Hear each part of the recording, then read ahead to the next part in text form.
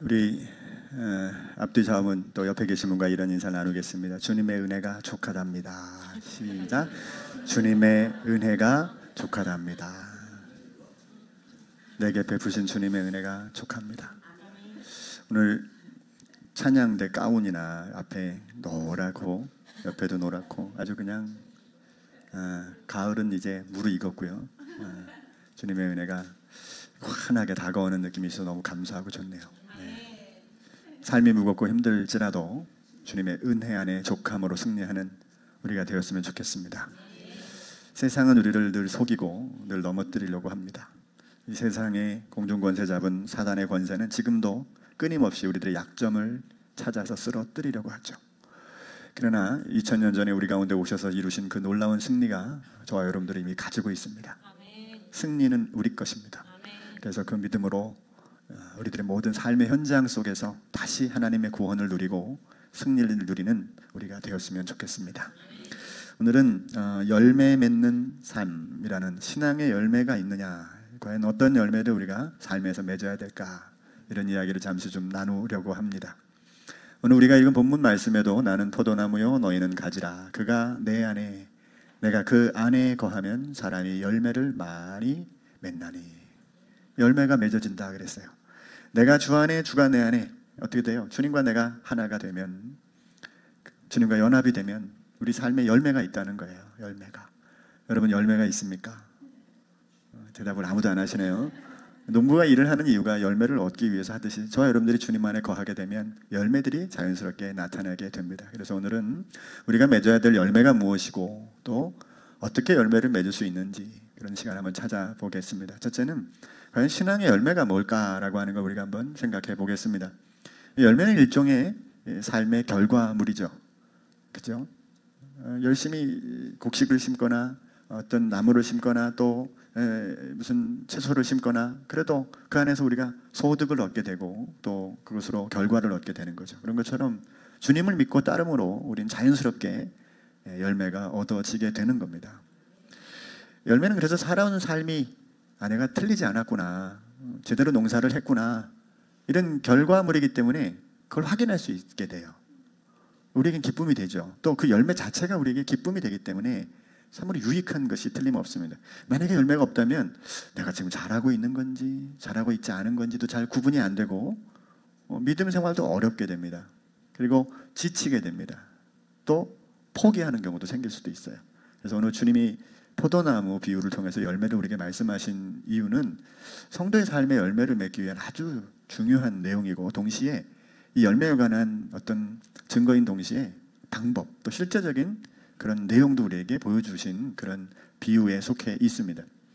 열매가 뭘까를 한번 생각해 보죠. 여러분 열매 그러니까 여러분 마음속에는 뭐가 머릿속에 탁 떠오르고 나는 이게 열매인 것보다, 이런 생각이 여러분 머릿속에 듭니까? 과연 예수님이 무슨 열매를 말씀하신 걸까? 물론 다양하게 해석될 수가 있겠습니다만은 오늘 이 15장은 어디에 속하냐면 13장에 하나의 사건이 벌어지죠. 어떤 사건입니까? 예수님과 제자들이 최후의 만찬을 행하기 전에 그런 상황이 있은 여는 그 상황에서 유다가 뛰쳐나가는 상황이 벌어집니다. 유다가 그 공동체 안에서 떠나간 이후에 남겨진 11명의 공동체에게 예수님께서 가르치심을 시작하는 장면이 18장까지 이어지는 내용이거든요. 근데 그때 13장 14절 34절에 주님이 이 말씀을 하십니다. 뭐라고 말씀하시냐? 우리 같이 읽어볼까요? 시작. 새 계명을 너희에게 주노니 서로 사랑하라. 내가 너희를 사랑한 것 같이 너희도 서로 사랑하라.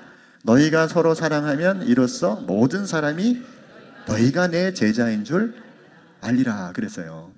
그러니까 예수님이 새 계명을 말씀하셨다 이렇게 얘기합니다. 원래 이게 새 계명이라고 하기보다는 레위기 19장 18절에 보면 내 이웃을 사랑하기를 내 몸같이 하라는 말씀을 하세요. 나는 여호와다. 그러니 너희가 내 이웃 사랑하기를 내 몸같이 해라. 이런 얘기를 하시거든요. 그런데 예수님은 이 말씀을 그 중에서 딱 하나를 가져오셨어요.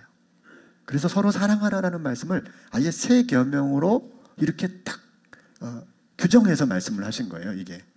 그러니까 보통 유대인들은 약 한 613가지 정도의 이 계명을 이렇게 구분해 가지고 이걸 지켜야 될 거, 지키지 말아야 될 거 구분해 놨어요. 예수님이 이걸 통폐합하신 거예요. 물로. 서로 사랑하라는 걸로 이걸 통폐합을 시켜버린 거예요. 여러분 마태복음 22장 37절부터 보면 예수님이 이런 말씀도 하셨어요. 예수께서 이르시되 내 마음을 다하고 목숨을 다하고 뜻을 다하여 주 너의 하나님을 사랑하라 하셨으니, 큰 힘으로 하나님을 사랑하라는 거죠. 이것이 크고 첫째 되는 계명이고, 둘째도 이와 같으니 똑같아요. 그러니까 둘째 계명은, 첫째 계명은 하나님을 사랑하는 게 잘 안 보여요. 눈으로 확인할 수 있는 게 아니니까 이걸 실제적으로 보일 수 있는 사랑을 하나 소개하는데, 내 이웃을 내 자신같이 사랑하라 하셨으니 이 두 계명이 온 율법과 선지자의 강령이니라 그랬어요. 이 강령이란 말을 세번역 성경에는 뭐라고 풀었냐면 이렇게 풀어요. 이 두 계명에 온 율법과 예언서의 본뜻이 달려있다. 여러분 신구약 성경을 다 묶으면 하나님을 사랑하고 이웃을 사랑하는 것이고, 그것을 우리들의 삶에 더 쪼개서 나오면 이웃을 사랑하는 것으로 포인트가 딱 정해지는 거예요. 그래서 기독교를 사랑에 입각한 종교 이렇게 얘기하는 거예요. 다 요약해보면 결국 요 얘기를 하고 있는 겁니다. 갈라디아서 5장 14절에 바울이 이렇게 고백해요. 온 율법은 내 이웃 사랑하기를 내 자신같이 하라 하신 한 말씀에서 이루어졌다. 바울이 누구입니까? 구약 성경의 전문가입니다. 구약을 달달달달 외웠고 어렸을 때부터 구약 전문가로 율법 그 교사로 활동했던 사람이에요. 그 당시에 최고 학부를 가지고 구약 성경에 정통한 사람이 결론을 낸 겁니다. 온 모든 율법은 하나의 결정된 그 하나의 결정으로 나타나는데, 그게 뭐냐면 내 이웃 사랑하기를 내 자신같이 하라, 이 말이다. 이렇게 얘기하시는 거예요. 로마서 13장 8절에 피차 사랑에 비되어 있는 아무에게도 아무 빚도 지지 말라. 남을 사랑하는 자는 율법을 다 이루었다. 기가 막히잖아요. 아예 여기다 목적을 두고 못을 탕탕탕 친 거나 같아요. 간음하지 말라, 살인하지 말라, 도둑질하지 말라, 탐내지 말라 한 것과 그 외에 다른 계명이 있을지라도 내 이웃을 내 자신과 같이 사랑하라 하신 그 말씀 가운데 다 들었느니라 그랬어요. 같이 읽어봐요. 시작. 사랑은 이웃에게 악을 행하지 아니하나니 그러므로 사랑은 율법의 완성이니라. 그러니까 이게 예수님이 말씀하신 열매라는 거예요. 그러니까 내가 이것을 너희에게 명함은, 오늘 이제 15장에도 이런 결론을 주님이 이렇게 짧게 내시잖아요. 너희로 서로 사랑하게 하려고 내가 지금 이 이야기를 하고 있는 거다. 그 비유를 얘기하신 이유도 이렇게 얘기한 것도 다 이 말씀이 초점이 되어 있는 거예요. 결론적으로 얘기하면 우리는 이웃사랑이라는 열매를 위해 부름받았고 주님은 그 열매를 기대하고 있다. 그런 거죠. 그죠? 성도의 삶이란 사랑의 열매를 많이 맺는 것이다. 근데 여러분 여기서 끝나면 이제 요건 여기서 끝나면 기독교가 아니에요. 왜냐면 이렇게까지 얘기하면 우리 기독교가 다른 불교나 다른 이단들에 비해서 많이 밀려요. 그들이 더 잘해요. 엄청 잘합니다. 실제로 그런 결과물들도 보면 많이 우리가 좀 다른 종교에 딸리게 됩니다. 아니 우리는 이게 강조점이고 이게 중요한데 이게 딸리면 되겠습니까? 그런데도 불구하고 우리는 이 열매에 대한 부분은 한 가지를 더 생각해야 돼요. 하나님은 우리들의 삶에 기대하는 것이 있어요. 그게 다른 것이 아니라 그냥 우리가 하나님을 사랑하고 이웃을 사랑하는 것으로 하나님의 나라를 세상에 드러내기를 원하고 있다는 건 분명합니다. 그런데 이게 초점이 어디에 있냐면 이웃을 사랑하는 그 행위 안에만 머물러 있는 게 아니에요. 그것이 초점이고 목적이 아니라는 거죠. 그러면 그건 그냥 이 세상 다른 어떤 종교와 하나도 다를 게 없습니다. 그래서 신앙의 열매는 좀 다른 의미가 좀 있다라고 하는 걸 우리가 한번 좀 보시죠.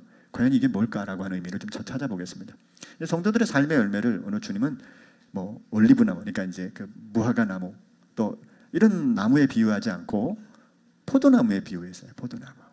그러니까 이게 특징이 뭐냐면 무화과 나무나 또 올리브 나무는 관리가 필요 없어요. 그냥 놔두면 된대요. 그래서 산에 그냥 이렇게 올리브 나무가 있으면 손을 하나도 안 대도 알아서 열매를 맺고 알아서 자기가 떨어지고 그렇게 되는 모양이에요. 그런데 포도나무는 좀 달라요. 포도나무는 이 올리브 나무와 어떤 무화과 나무와 달리 농부가 신경을 써야 돼요. 왜냐하면 이 포도나무는요, 포도가 열리는 그 포도 열매가 열리는 그것은 항상 새로운 가지에서 열리게 되어 있답니다. 저는 포도 농사는 안 지어봤지만 그래서 가지치기를 하든지 그 지나간 가지는 잘라주고 새 가지가 나게끔 해줘야 거기서 포도나무가 열린다는 거예요. 그러니까 이거는 의미가 어떤 거냐면 관리하고 신경 쓰는 의미에서 올리브 나무나 무화과 나무와 다른 거예요. 자연상에서 알아서 자라고 알아서 열매 맺는 게 아닌 신경을 써야 된다라고 하는 의미에서 포도나무는 되게 중요한 의미가 있다는 생각이 드는데요. 요한복음 15장 1절에 그래서 이렇게 표현해요. 나는 참 포도나무요, 내 아버지는 농부라. 예수님이 말씀하신 거예요. 같이 읽어볼까요? 시작.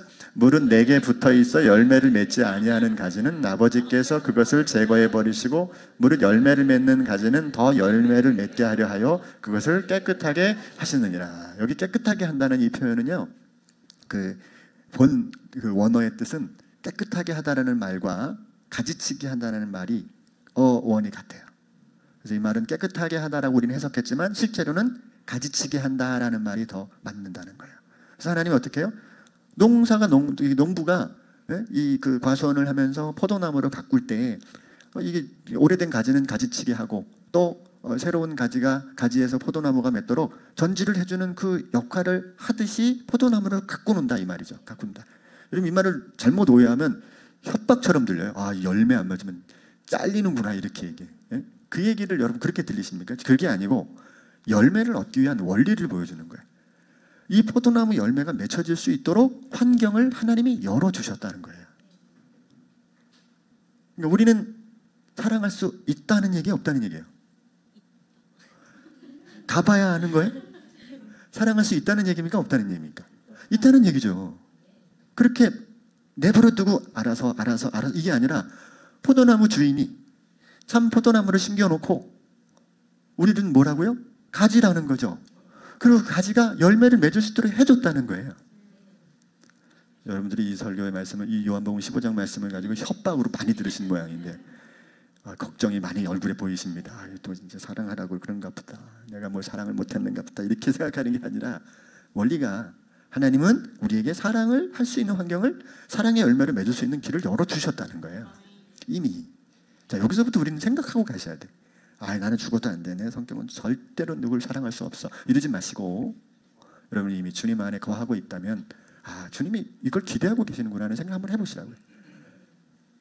자, 포도원 주인이신 하나님 아버지와 우리 주님께서 열매를 얻도록 만들어 주셨다는 거예요. 이게 놀라운 일입니다. 우리 가운데 그 삶이 드러나도록 하셨다는 거죠. 하나님을 사랑하고 이웃을 사랑할 수 있는 환경을 열어주셨다라고 하는 거예요. 요한복음 15장 2절에 물은 내게 붙어 있어 열매를 맺지 아니하는 가지는 아버지께서 그것을 제거해 버리시고, 물은 열매를 맺는 가지를 더 열매를 맺게 하려 하여 그것을 깨끗하게 하셨다. 자, 여러분, 이 가지치기에서 잘려진 부분이 아니라 저와 여러분들이 이미 새 가지가 되게 하셨고, 좀 아멘 좀 하시죠. 속으로라도 이미 그렇게 하셨다는 거예요. 하셨다. 또한 이 열매는 여러분 가지 스스로 노력해서 얻는 게 아니라 나무에 붙어 있으면 그 가지에서 저절로 자연스럽게 열매가 맺혀진다는 거예요. 내가 사랑해야지, 내가 이제 이웃 사랑하려고 노력해봐야지, 그래서 얻어지는 결과물이 아니라는 얘기를 지금 하고 있는 거예요. 그래서 뭐라고 얘기하냐면 4절에 내 안에 거하라 나도 너희 안에 거하리라. 가지가 포도나무에 붙어있지 아니하면 스스로 열매를 맺을 수 없다. 그러니까 여러분, 우리는 예수님 안에 잘 거하고 있으면 된다는 얘기를 지금 하고 있는 거죠. 주님은 이미 우리에게 그런 열매를 맺도록 만드셨고, 그 방법을 우리는 따르면 되는데 그게 포도나무에 꼭 붙어 있다는 거예요. 꼭 붙어 있어야 된다는 거예요. 자, 그래서 이제 여기 이제 핵심이 들어 있습니다. 자, 보세요. 자, 주님은 이 15장에서 이런 표현을 쓰는데요. 그러면 꼭 붙어 있다는 표현을 어떻게 주님이 말씀하시냐면, 이 사랑이라고 하는 표현과 이 계명 혹은 말이라는 표현을 같이 혼재해서 쓰세요. 그러니까 이제 사랑이라는 표현을 했다가 이 사랑이라는 게 곧 계명을 따르는 것이라고 얘기해요. 이걸 이렇게 붙여서 사용하십니다. 내가 너희를 사랑하고 또 너희가 내 사랑 안에 거하면, 또 너희가 내 말에 거하면, 그러면서 말과 계명과 사랑을 같이 사용하고 있다는 거예요. 자, 15장 9절 아버지께서 나를 사랑하신 것 같이 나도 너희를 사랑하였으니 나의 사랑 안에 거하라. 자, 10절 읽어봐요. 시작. 내가 아버지의 계명을 지켜 그의 사랑 안에 거하는 것 같이 너희도 내 계명을 지키면 내 안에 사랑 안에 거하리라. 내 계명, 내 말. 아까 그 새 계명이잖아요. 내가 새 계명을 너희에게 준다. 서로 사랑하라 그랬으니까. 너희가 내 사랑 안에 거하라. 그럼 나도 너희를 사랑하고 될 것이고, 또 너희가 내 계명을 지키면 너희가 나를 사랑하는 것이다. 이렇게 얘기하는 거잖아요. 그러니까 지금 사랑과 계명이 떨어져 있지 않다는 거예요. 그러니까 9절에서 10절에 보면 사랑 안에 거하는 것은 그 말 안에 거하는 것인 거예요. 사랑이 뭐다? 그 말 안에 거하는 게 사랑이다라고 정리를 하고 계시는 거잖아요. 그죠? 사람은 이 사랑이라는 걸 어떻게 나타낼 수 있냐면 그 사람의 말을 기억하고 그 사람의 말대로 따라가는 거죠. 물론 사랑의 정리는 이거보다 더 다양할 수 있어요. 그죠? 그런데 적어도 지금 주님이 얘기하시는 말씀의 이 순찰을 따라가 보면 주님은 사랑을 뭐라고 얘기하냐면 내 계명을 지키는 거야 라고 정리를 이렇게 하고 있는 거예요. 여러분 가만히 생각해 봐요. 적어도 본문에서 그렇게 정리한다는 것은 이렇게 풀 수 있어요. 나를 사랑하니? 그럼 내 말을 한번 따라가 볼래? 나의 말을 따르고 있니? 그러면 넌 나를 사랑하는 거야. 이렇게 얘기하는 것과 이 본문의 이 내용 흐름이 다르지 않다는 거예요. 실제로 여러분 누구나 자기가 사랑하는 사람의 말을 청종하게 되죠. 여러분이 누구 말을 제일 따라갑니까? 여러분 그 사람을 사랑하고 있다는 거예요. 인정하고 있다는 것입니다. 그렇지 않나요? 그만큼 중요하게 생각하고 있기 때문에 그 말을 따라가는 거죠. 물론 반드시 그렇지는 않을 수도 있지만 그거 외에 더 큰 의미가 있기 때문에 따를 수 없을 수도 있겠지만 대부분이 그렇다는 얘기입니다. 자신이 따르는 말이 어떤 것인지를 돌아보면 내가 뭘 사랑하는지를 사실 알 수 있는 거예요. 부모보다 친구를 더 사랑하면 친구 따라 집을 나가는 겁니다. 근데 아버지의 사랑을 깨달으면 친구들 다 버리고 탕자처럼 집으로 돌아오는 거죠. 그러니까 사랑이라고 하는 의미는 그 사람의 뜻을 따르고 그 말을 따라가는 일에 초점이 있다는 거예요.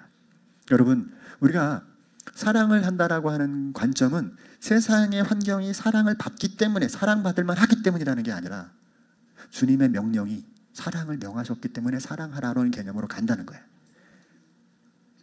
근데 그게 뭐냐면 주님의 말씀을 따라가는 것으로 간다는 거죠. 근데 여러분 이게 주님의 말씀을 자신 속에 거하게 하는 게 우리가 주님을 사랑하는 것이고 또 세상 가운데 주님의 사랑을 드러내는 일인데 사실 우리들의 삶에는 이게 안 되는 요소들이 너무 많아요. 잠시 전에도 말씀드렸지만 저 사람은 사랑받을 만한 대상이 아닌 거죠. 또 사랑할 수 없는 조건이 너무 많은 것 때문에 사랑은커녕 미워하지 않으면 다행인 경우도 너무 많이 있잖아요. 더군다나 여러분 성경에는 뭐라고 얘기냐면 마태복음, 마가복음, 누가복음에서 강조했던 하나의 이야기가 있어요. 예수님의 비유가. 그게 뭐냐면 이 밭에 씨 뿌리는 비유를 하셨어요. 여기 네 종류 밭이 나오잖아요. 그죠? 어떤 밭이 나옵니까? 길가밭이 나옵니다. 길가밭은 어떤 의미가 있냐면 이 씨앗을 뿌리는데 한번 말씀드렸죠? 유대 나라는 그 당시 2000년 전에 그 팔레스타인의 농사법은 지금과 달라서 우리는 이랑 고랑을 이렇게 만들어 가지고 거기다가 이제 씨앗을 심고 이렇게 덮어 가지고 물골과 이런 걸 다 만들지만 그 나라는 땅이 너무 비옥하니까 그냥 서로 쟁기질을 다 하고 난 다음에 쟁기질 끝난 거기다가 그냥 씨앗을 뿌리고 그냥 지나면서 다 덮어버립니다. 농사법이 우리랑 좀 달라요. 그러다 보니까 씨앗이 어디 떨어질지 모르는데 어떤 씨앗은 튕겨가지고 길가에 떨어지는 씨앗이 있고 어떤 씨앗은 떨어졌는데 돌 위에 땅그라니 올려진 씨앗도 있다는 거지. 또 어떤 것은 떨어졌는데 가시덤불이 있는 아직 개간되지 않은 곳에 떨어진 씨앗도 있다는 거예요. 어떤 데는 잘 정착돼서 좋은 밭에 이렇게 심겨진 씨앗도 있다는 거예요. 근데 결론이 틀려져. 어떻게 틀려지느냐? 길가밭은 또 돌밭은 가시덤불밭은 열매를 맺을 수가 없는 거죠. 근데 그걸 예수님이 뭐라고 비유하셨냐면 이렇게 비유하신 거예요. 길가밭은 마치 사탄이 말씀을 딱 받은 순간에 딱 가져가는 것과 같아. 우리 마음의 밭에 말씀이 떨어지는 순간 사탄이 싹 가져가 버리는 것과 같다. 또 돌밭은 그것이 내 마음밭에 떨어졌긴 했지만 들려졌긴 했지만 어려움이 오면 힘든 일이 오면 싹 잊어버리는 그런 밭과 같아. 그리고 가시덤불밭은 어떤 거냐면 염려와 재물의 근심 때문에 하나님의 말씀이 내 삶의 열매로 나타나지 않는 밭과 같아. 이렇게 얘기하는 거예요.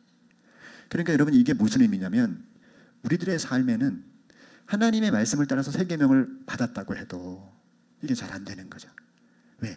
우리들의 4분의 적어도 3은 4분의 3은 이런 밭으로 우리 마음속이 혼란스럽게 흔들릴 수 있고 또 실제적으로 이런 열매를 맺는 사람들도 그리 많지 않을 수도 있다는 걸 단적으로 보여주고 있는 거예요.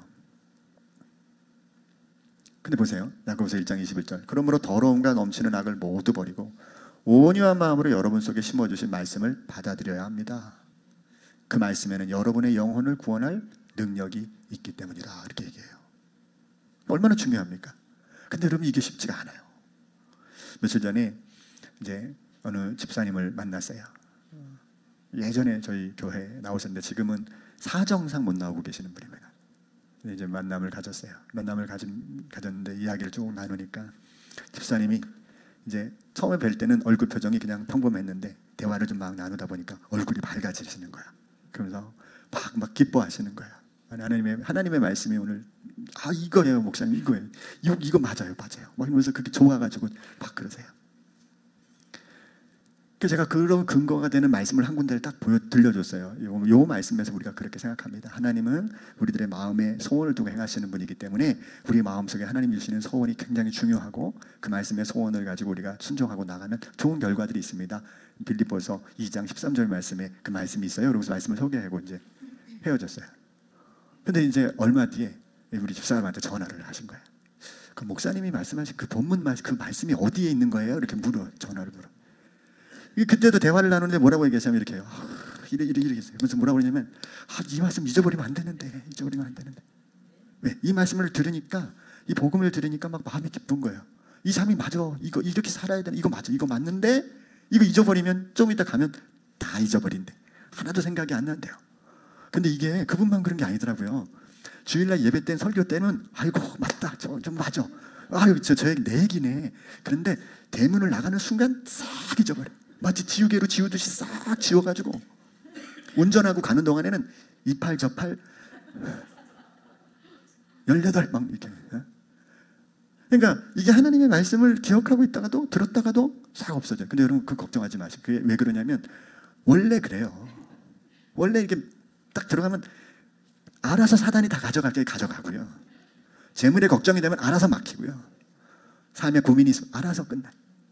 이게 다 우리들의 모습이에요. 여러분만 그런 게 저도 그래요. 말씀을 전하는 저도 그래요. 그래서 저도 제 설교를 종종 듣는데 와 이런 말씀도 했네. 아이고 은혜되네. 그럴 때가 많아요. 이게 뭐냐면 여러분 우리가 은혜의 어떤 자리에 가서 하나의 삶으로 이게 신앙이 자기화가 되지 않으면 다 까먹습니다. 또 잊어버리고 또 잊어버리고. 여러분 이거 보세요. 이 야고보 사도가 한 말이에요. 말씀을 행하는 사람이 되십시오. 그저 듣기만 하여 자신을 속이는 사람이 되지 마십시오. 이 사람이 권면합니다. 지금 이분이, 이 사도가 말씀을 듣고도 행하지 않는 사람은 있는 그대의 자기 얼굴을 거울 속으로 들여다보기만 하는 사람과 같습니다. 이런 사람은 자기의 모습을 보고 떠나가서 그것이 어떠한지를 곧 잊어버리는 사람입니다. 자, 화장실에 갔어요. 왜 갔냐? 여기 뭔가 묻었어요. 여기 뭔가 아이섀도우가 여기 번졌어. 해결하러 가야 돼. 팬더가 돼가지고 이제 지워야 돼요. 근데 지우러 갔는데 그리고 그걸 잊어버리는 사람이 있을까요? 그걸 까먹는 사람이 있다는 거죠. 근데 이게 얼마나 생각해보면 아니 자기가 그런 모습으로 지우러 가고 해결하러 갔는데 그걸 돌아가서 잊어버릴 수 있을까? 자기의 모습을 그렇다는 거잖아요. 그러니까 어떻게 하라는 거예요? 온유한 마음으로 하나님의 말씀이 내 삶에서 실제로 나타나기를. 그래서 처음에 저는 어떤 방법을 제안하냐면 잘 안 돼도 사랑이 안 되죠. 안 되는 게 정상이죠. 그래서 뭘 하라고요? 흉내부터 내보라는 거죠. 그럼 여러분 재밌는 사건이 벌어져요. 흉내 내도 신기한 일이 벌어집니다. 한번 25장 상반절 하반절 같이 읽어볼게요. 이 세 번역으로 번역한 거예요. 시작. 그러나 완전한 율법 곧 자유를 주는 율법을 잘 살피고 끊임없이 그대로 사는 사람은 율법을 듣고도 잊어버리는 사람이 아니라 그것을 실행하는 사람인 것입니다. 이런 사람은 그가 행한 일에 복을 받을 것입니다. 여기는 안 써놨는데요. 저 행한 일에라고 하는 것에 이렇게 주석을 붙였어요. 세 번역성에. 뭐라고 얘기했냐? 행한 일로 이렇게. 그러니까 이게 굉장히 기가 막힌 게 이제 이렇게 생각하세요. 내가 신앙생활하면서 사랑하면서 살아야지 이러지 마시고 사랑을 좀 흉내내면서라도 살아보겠다는 마음을 갖는 게 중요해요. 왜? 주의 말씀이 내 안에 들어와서 내 속에 들어와서 나를 온전히 움직이고 세워져 갈 때까지 우리가 때로 그걸 못할 때가 있어요. 근데 그걸 흉내내는 그 흉내만 내도요. 그 행하는 일로 유익을 누리게 됩니다. 왜냐하면 그게 열매이기 때문에. 여러분 지난주에 로마가 어떻게 무너졌다고 나눴습니까? 로마의 그 어마어마한 권력이 어떻게 깨어졌습니까? 기독교 성도들이 핍박과 고난 속에서 대림구이보다 60배나 큰 그런 어마어마한 카타콤에서 그들이 머물면서도 바울이 보내줬던 그 로마서에 기록된 성경 말씀처럼 그들이 삶을 누렸다는 거잖아요. 우는 자들과 함께 울고 웃는 자들과 함께 웃는 일들이 있었던 거죠. 로마서 13장 말씀 간단하게 생각하면 사랑의 삶을 그들이 나타낸 거죠. 그 결과들로 로마가 무너지는 거예요. 여러분 사람이 회복되는 일은 어떤 것도 안 됩니다. 가르치는 것도 안 되고 훈계하는 것도 안 되고 꾸짖는 것도 안 되고 그 어떤 것도 안 돼요. 사람이 바뀌는 건 딱 하나죠. 그게 뭘까요? 저는 그게 사랑이라고 봅니다. 사랑은 그 누구도 바꿀 수 있는 하나님의 놀라운 능력인 거죠. 근데 그게 세상의 방식이 아니잖아요. 하나님이 이렇게 말씀하시는 거죠. 근데 보세요. 이 16절에서 17절에 보면, 요한복음에 보면 예수님이 이걸 할 수 있는 방법까지도 알려주셨는데, 아니 방법이라고 하기보다는 원리를 알려주셨어요. 자, 뭐라고 얘기하는지 봅시다. 자, 한번 읽어봐요. 마지막으로 시작. 너희가 나를 택한 것이 아니요 내가 너희를 택하여 세웠나니 왜냐하면 너희로 가서 열매를 맺게 하고 또 너희 열매가 항상 있게 하여 내 이름으로 아버지께 무엇을 구하든지 다 받게 하려 함이라. 이게 선순환 구조를 만드는 거예요. 하나님이 우리를 택하신 거예요. 사랑을 위해서. 여러분, 이게 되게 중요합니다. 내가 어떤 이 신앙의 출발점을 가만히 보시면 누군가의 사랑 때문에 시작한 거예요. 누군가의 섬김 때문에 시작한 거예요. 그리고 내가 지금 신앙을 버티고 있다? 누군가가 나를 여전히 사랑함을 경험하고 있는 거예요. 이걸 못 느끼면 우리는 신앙에서 떠나게 됩니다. 100% 떠납니다. 그런데 공동체 안에서라도 누군가가 끊임없이 그 사람을 사랑하고 끊임없이 붙들어주고. 근데 이걸 위해서 주님이 택한 거예요. 우리를 택하셨는데, 택한 우리가 너희가 알아서 하고 알아서 행해서 알아서 이런 일을 만들어, 그게 아니란 거죠. 내 말이 너희 안에 거하고 내 계명을 따라가면, 너희가 내 안에 거하면. 여러분, 우리는 단순하게 열매가 항상 있도록 하는 삶을 노력하는 게 아니라 주님의 말씀이 내 안에 거하게 하는 거예요. 말씀이 내 안에 거하는 일에 최선을 다하는 삶을 사는 거예요.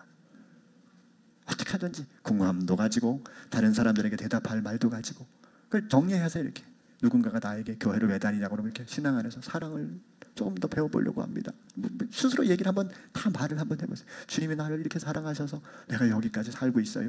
이러면서 여러분 그 하나님의 말씀이 내 속에 들어와서 어떤 질문이나 어떤 이 궁금함에 답변을 할 수 있는 마음을 한번 준비해보세요.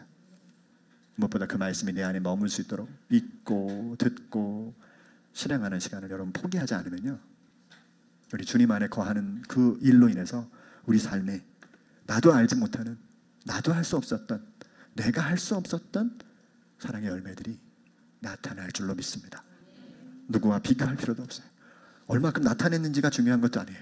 다만 지금 내게 할 수 있는 것들을 마음속에 품는다면 그 사랑의 통로를 통하여, 여러분 그를 통하여 포도나무 열매가 또 맺혀져 나가는 줄로 믿습니다. 그 은혜의 자리로 한 걸음 나아가게 되는 은혜가 있기를 소망합니다. 우리에게 이 놀라운 열매를 허락하신 주님께 우리 박수로 영광을 돌리겠습니다. 기도하겠습니다.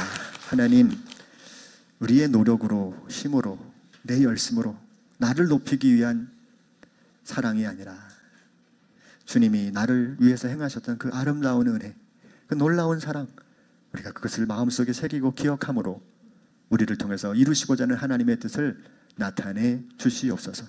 우리가 주의 말씀을 듣지만, 주의 말씀을 읽지만, 주의 말씀을 보지만 늘 잃어버리기 쉬운 연약함을 가지고 있지만, 주님, 우리를 택하셔서 귀한 열매를 세상 가운데 드러내시기를 원하시는 주님의 능력으로 우리를 사로잡아 주셔서 사랑하는 삶으로 날마다 회복되고 귀한 열매를 나타낼 수 있는 자리까지 한 걸음 나아가도록 인도해 주시옵소서. 지금까지 함께해 주신 주님을 찬양하며 예수님의 이름으로 기도합니다. 아멘.